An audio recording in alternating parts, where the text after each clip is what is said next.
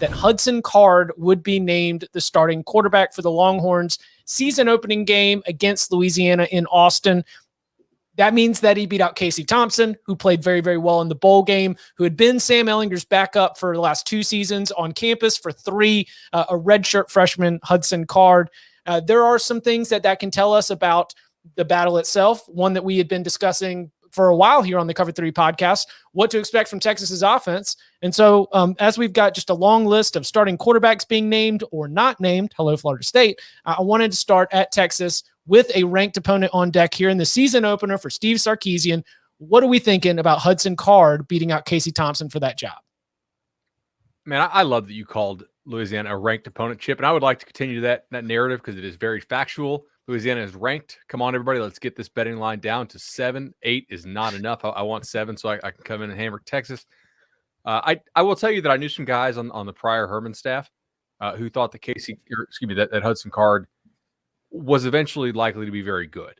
They just didn't know when. But I think this is very encouraging. And, I read Chip Brown's reporting. We actually talked about this, was it last week or 2 weeks ago, that he thought that reading the tea leaves, it was going to be Hudson Card. Looks like he was right about that. Also, some of the comments that were made to Bruce Feldman by that staff, I thought were kind of eye-opening, right? That they're that confident that he's going to be really good really soon. I mean, look, it's Texas.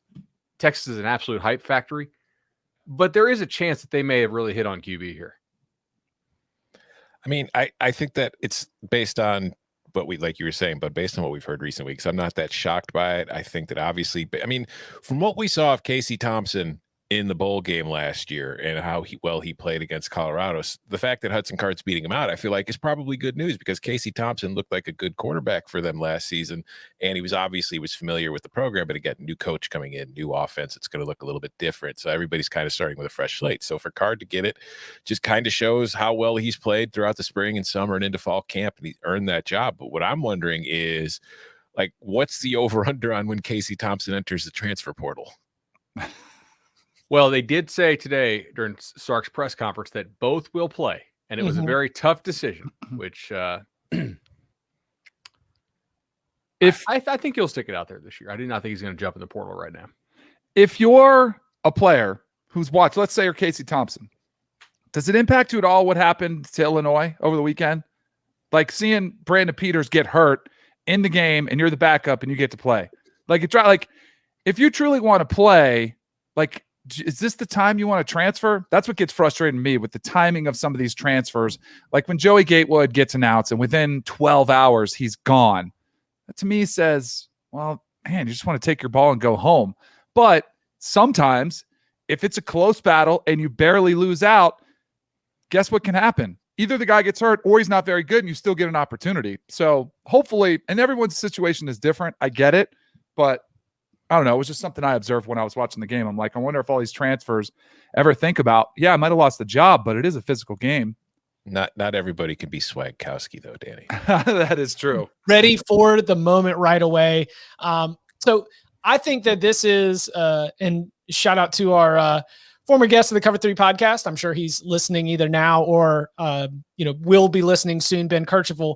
He noted, Austin native, Ben Kercheval, that if you really want to take this Texas offense and if you really want to go all gas, no brakes, if you're going to be playing with a very up-tempo pace, then having a quarterback who is really mobile and who has the athleticism, who, when the defense isn't lined up right because of your tempo, can go ahead and go steal 7 yards and a first down. He can just get out there, read it, make it happen.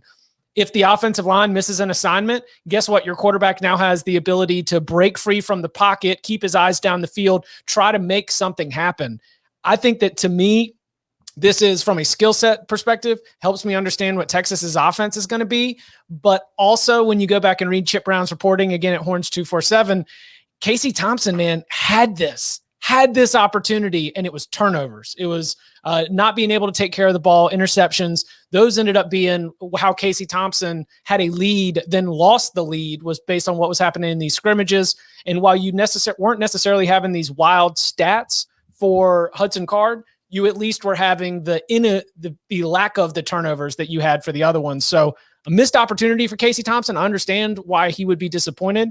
But regardless of seeing what had happened at Illinois, don't you think that Casey Thompson probably sticks around for a little bit?